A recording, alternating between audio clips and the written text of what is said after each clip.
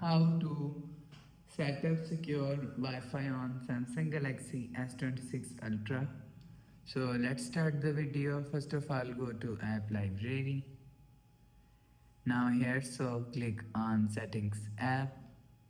Now in Setting, scroll down and click on Security and Privacy. So after click on Security and Privacy, scroll down and click on More Security Settings.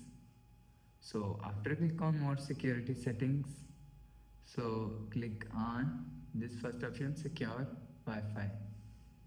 So after click on Secure Wi-Fi, so click on Continue and again click on Continue. So after click on Continue, you will see Turn on and